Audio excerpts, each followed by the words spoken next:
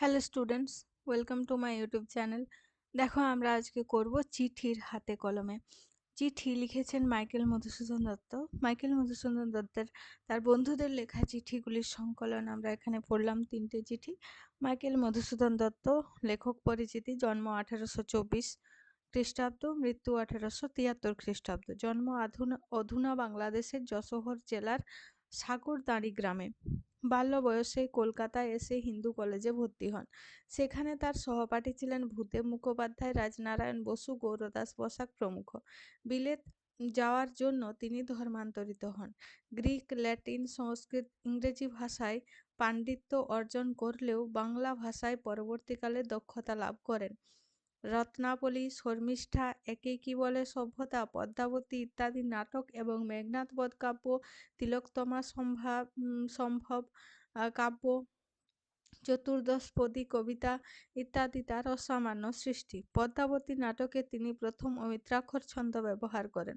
মধুসূদন দত্ত কোন কলেজের ছাত্র ছিলেন? ঠিক আছে, 1.1-এর কোশ্চেন। মধুসূদন দত্ত ছিলেন হিন্দু কলেজের ছাত্র। 1-2 পদ্মাবতী নাটকে তিনি কোন ছন্দ ব্যবহার করেছিলেন? পদ্মাবতী নাটকে তিনি অমিত্রাক্ষর ছন্দ ব্যবহার করেছিলেন। মাইকেল মধুসূদন এরপরে আছে 2-এর দাগ। নিচের প্রশ্নগুলির উত্তর নিজের ভাষায় লেখো। 2-1 মাইকেল মধুসূদন দত্ত তার প্রিয় ও পুরাতন বন্ধু গৌরদাস বসাককে কোথা থেকে পাঠ্য চিঠিটি লিখেছিলেন? তার যাত্রাপথে বিবরণ পত্রটিতে কিভাবে ধরা পড়েছে আলোচনা করো। মাইকেল মধুসূদন দত্ত তার প্রিয় ও পুরাতন বন্ধু গৌরদাস বসাককে পাঠ্য চিঠিটি লিখেছিলেন সিলোন নামক জাহাজ থেকে।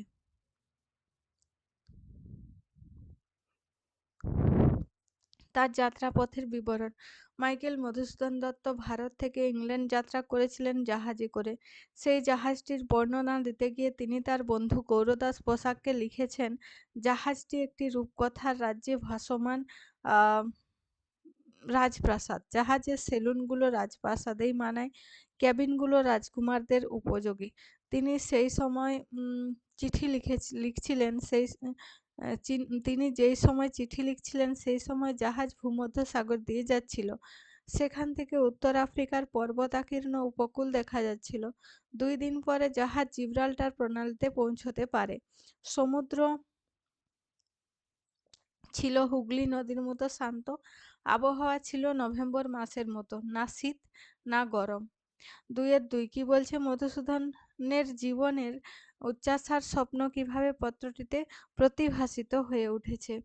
মাইকেল মধুসূদন দত্ত ইংল্যান্ড যাওয়ার সময় বন্ধু গৌরদাস বসাককে যে পত্র লিখেন, তাতে আমরা জানতে পারি তিনি জীবিকা নির্বাহের জন্য শিক্ষা অর্জন করতে ইংল্যান্ড যাচ্ছিলেন।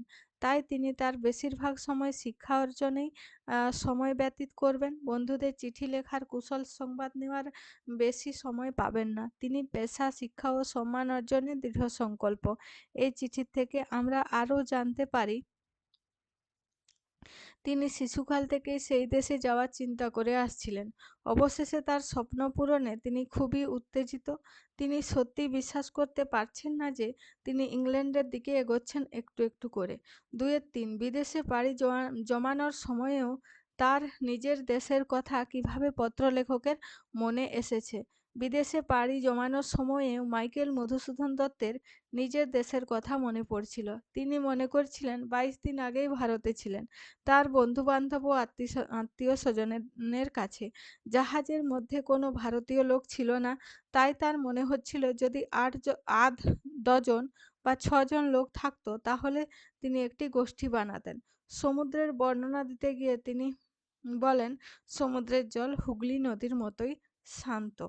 2-5 প্রিয় বন্ধুর সঙ্গে হৃদ্যতার ছবি পত্রটিতে কিভাবে ফুটে উঠেছে তা প্রাসঙ্গিক উদ্ধৃতি সহ আলোচনা করো।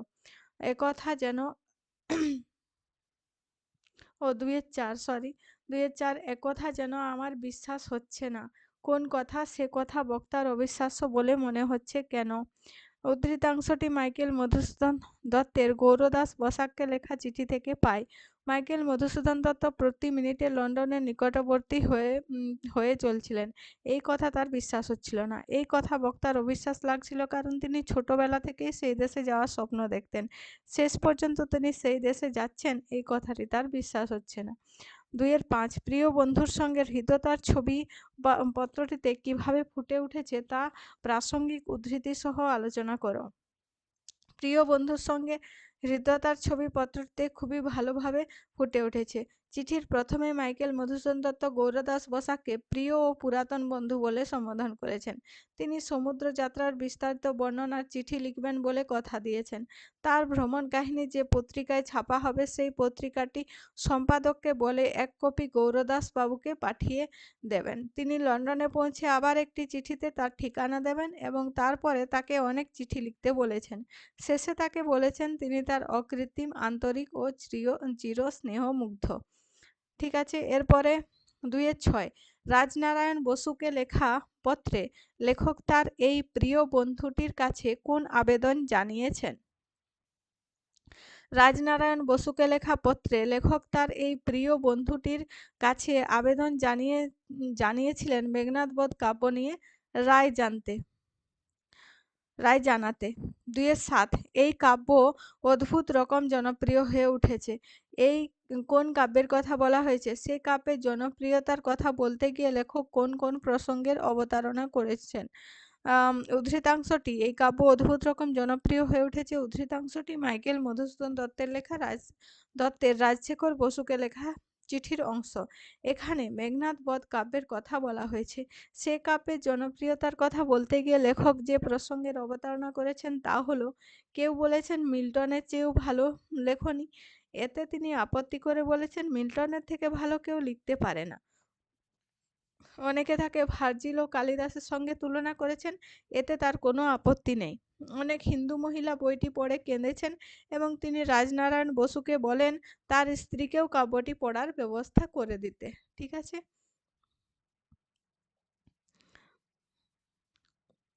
২-৮ প্রিয় বন্ধুর প্রতি, সর্বোপরি সাহিত্যের প্রতি গভীর অনুরাগের যে পরিচয় রাজনারায়ণ বসুকে লেখা পত্রটিতে পাওয়া যায় তা বিশ্লেষণ করো। মাইকেল মধুসূদন দত্তের রাজনারায়ণ বসুকে লেখা চিঠি থেকে আমরা তার বন্ধুর প্রতি, সর্বোপরি সাহিত্যের প্রতি গভীর অনুরাগ সম্বন্ধে জানতে পারি। মেঘনাদ বধ কাব্যটি বহুল জনপ্রিয় হয়েছে। অনেকে তাকে মিল্টন, ভার্জিল ও কালিদাসের সঙ্গে তুলনা করেছেন, কিন্তু তাতেও তার মনে স্বস্তি হচ্ছে না। তিনি রাজনারায়ণ বসুর মতামত জানতে চান। তিনি রাজনারায়ণ বসুকে জানান যে তোমার যা মনে হয় তাই তুমি লিখে জানাবে। হাজার হাজার মানুষের জয়ধ্বনির থেকেও তোমার অভিমত অনেক নির্ভরযোগ্য। এটা একটা কোটেশন, তাই এরকম একটা কোট দেবে। ঠিক আছে, মানে এই কথাটি তিনি বলেছিলেন তাই। ২-৯ কি বলছে? ঈশ্বরচন্দ্র বিদ্যাসাগরকে ৩ নভেম্বর ১৮৬৪ খ্রিস্টাব্দে লেখা মধুসূদনের চিঠিটির বিষয়বস্তু সংক্ষেপ আলোচনা করো। ঈশ্বরচন্দ্র বিদ্যাসাগরকে ৩ নভেম্বর ১৮৬৪ খ্রিস্টাব্দে লেখা মধুসূদনের চিঠির বিষয় সংক্ষেপ। মাইকেল মধুসূদন দত্ত আগেই জানিয়েছেন তার লন্ডন যাওয়ার কথা এবং বলেছেন তার অনুপস্থিতিতে যেন তার বিষয় তত্ত্বাবধান করেন বিদ্যাসাগর। আগে যেমন তাকে বিপদ থেকে উদ্ধার করেছেন, এবারও উদ্ধার করবেন।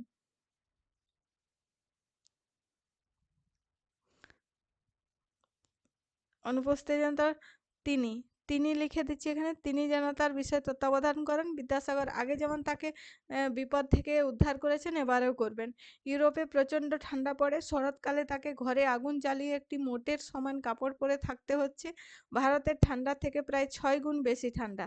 তিনি কবি ভরতচন্দ্রের একটি কবিতার লাইন উদ্ধৃত করে বলেন তিনি ইউরোপে থাকলে কি লিখতেন এখানে। এরপরে তিনি জানিয়েছেন ফ্রেঞ্চ ও ইটালিয়ান তিনি শিখে ফেলেছেন। এই কয়েকদিনে এখনও জার্মান ভাষা শিখছেন এবং এইসব শিখছেন কোনো শিক্ষকের সহায়তা ছাড়াই। ২-১০ বিদ্যাসাগরকে লেখা পত্রটিতে মধুসূদনের জীবনে তার ভূমিকার যে আভাস মেলে তা বিশদভাবে আলোচনা করো।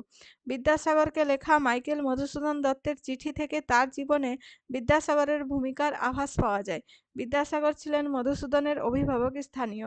মধুসূদনের অবর্তমানে তার বিষয় সম্পত্তির তত্ত্বাবধান করার গুরুদায়িত্ব তিনি দেন বিদ্যাসাগর মহাশয়কে। আবার তিনি বলেন যে এই বিদেশে যদি বিপদে পড়েন তাহলে বিদ্যাসাগরকেই তাকে রক্ষা করতে হবে।